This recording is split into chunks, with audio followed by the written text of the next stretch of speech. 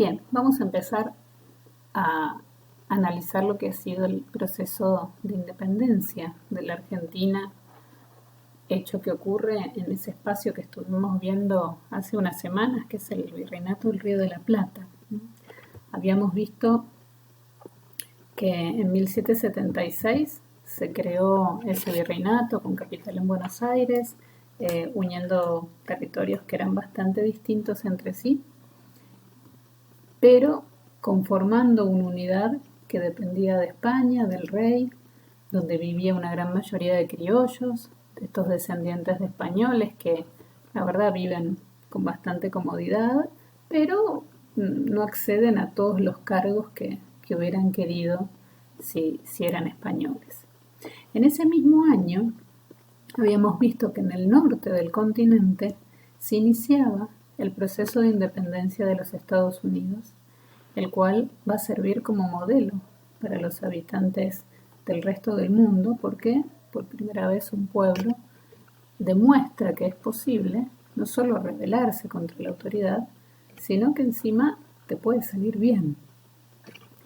Los americanos escribieron en su declaración esta idea que vimos las primeras clases cuando todavía podíamos vernos físicamente, donde decían que todos los hombres son creados iguales, que son dotados por su creador de ciertos derechos inalienables. Un derecho inalienable es algo que nadie te puede quitar, te pertenece por ser persona.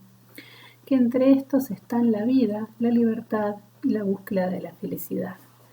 De manera que el hecho de ser libre, de no tener que obedecer a un rey que en el fondo es extranjero, es una idea que va quedando en los habitantes del Río de la Plata y de todo el continente americano, de esa América española.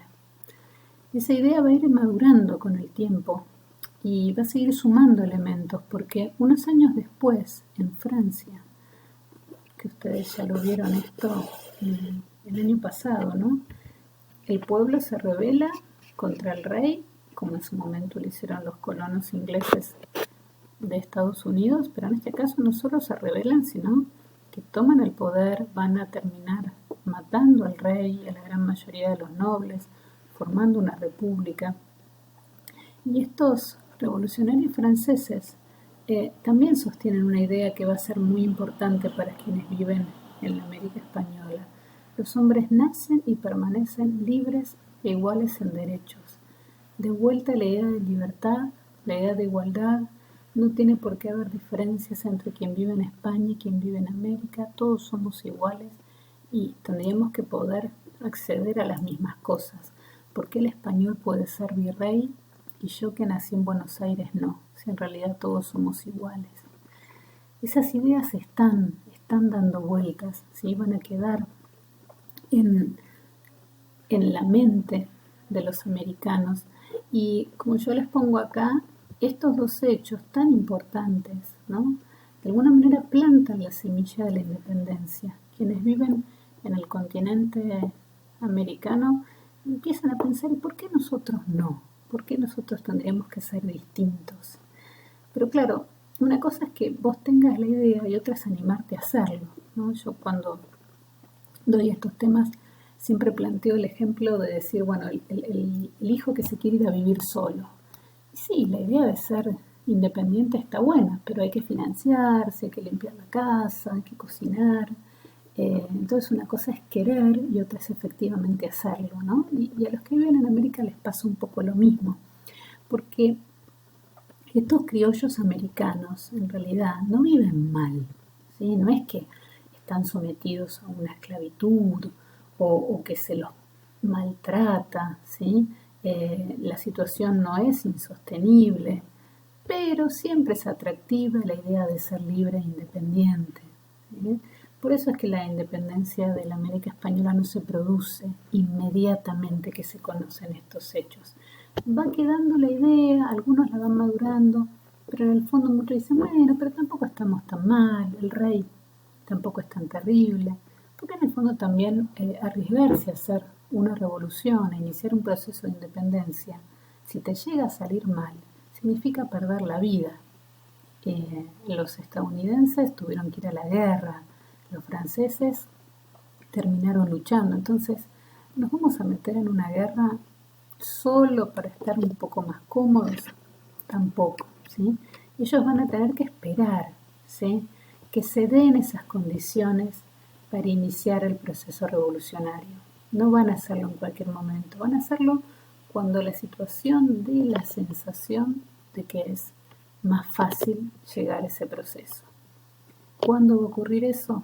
Cuando Napoleón empiece a avanzar sobre Europa, cuando Napoleón ocupe sobre todo España. Ahí es donde se produce el momento en el cual tiene sentido animarse a iniciar el proceso de independencia.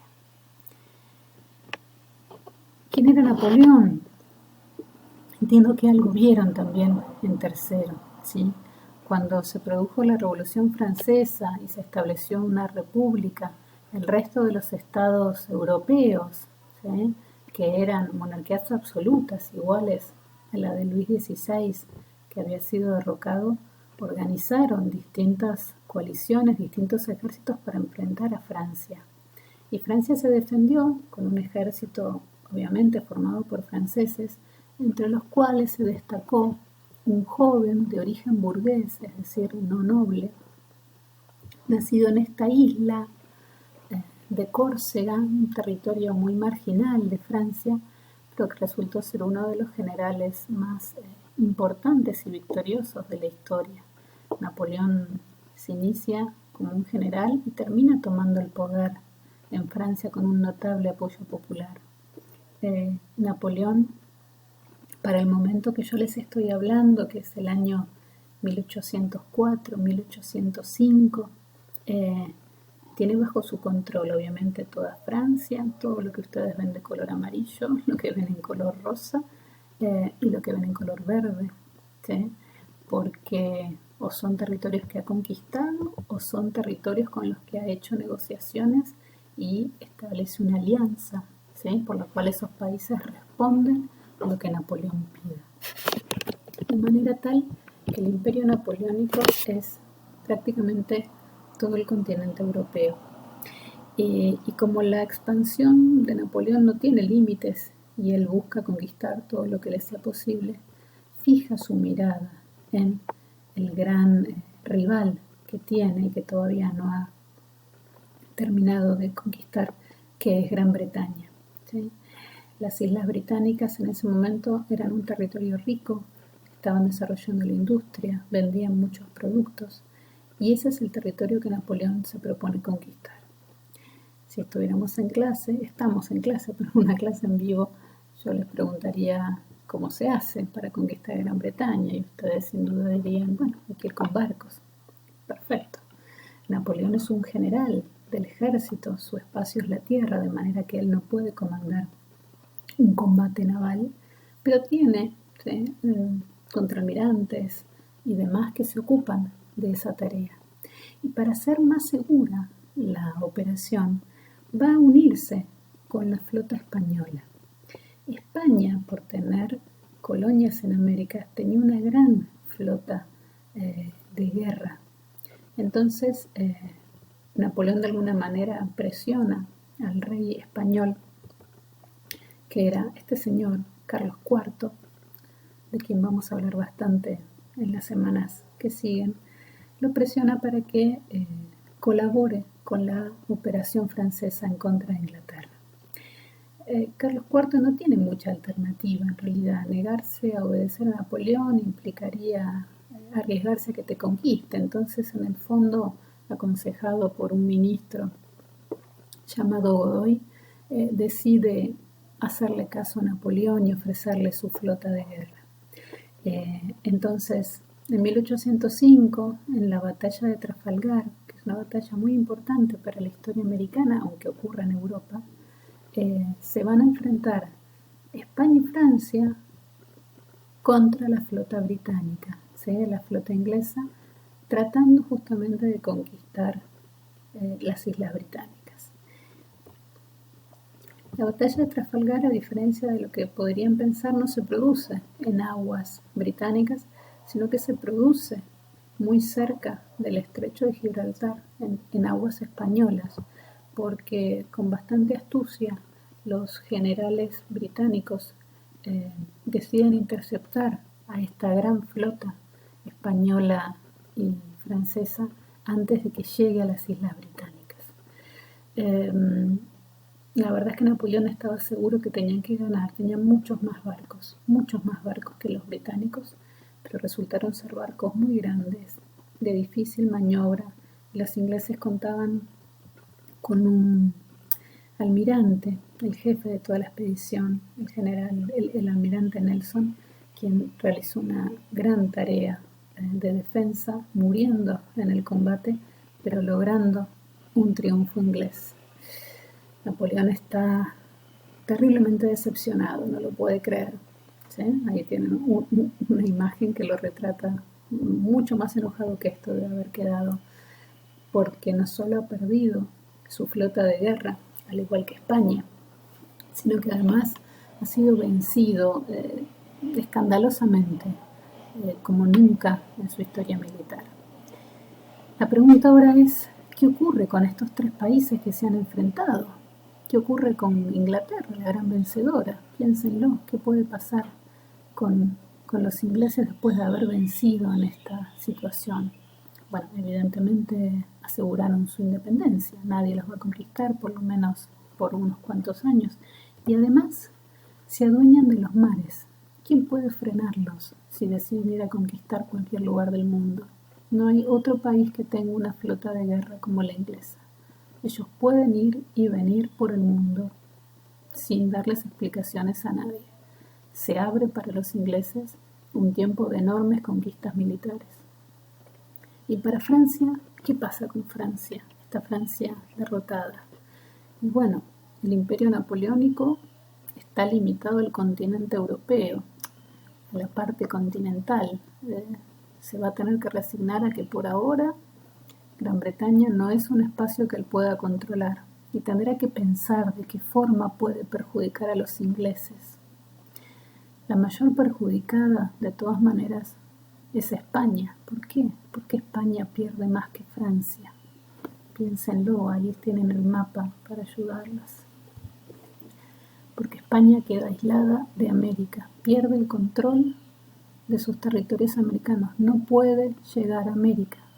Por más que España tiene barcos comerciales, lo que se llaman barcos mercantes, no puede mandar esos barcos sin la custodia de una flota de guerra, porque correría el riesgo de que los barcos fueran atacados por piratas, que había muchos, por cierto, de manera tal que los americanos van a quedar sin protección, pero también sin tener que rendir cuentas. Los barcos que ahora lleguen a América no van a ser españoles. Las noticias, la información y hasta los productos que lleguen será a través de barcos británicos. Por eso esta batalla de Trafalgar es tan importante, porque tiene consecuencias directas sobre el Río de la Plata y sobre Europa. La primera consecuencia que vamos a ver y que es la que vamos a estar trabajando en estos días tiene que ver con las invasiones inglesas, que seguro que en la primaria han visto y escucharon que existieron. Fíjense el año, a los pocos meses de vencer en la batalla de Trafalgar, los británicos deciden invadir el Río de la Plata. Sabemos que la expedición fracasa, no somos una colonia inglesa, ¿sí? Las invasiones inglesas en sus dos etapas fracasaron, pero es parte de esta situación. Los ingleses, dueños de los mares, se lanzan a ocupar otro tipo de territorios. Y vamos a trabajar en estas próximas clases justamente sobre este hecho. Y dejamos para más adelante las consecuencias europeas de la batalla de Trafalgar.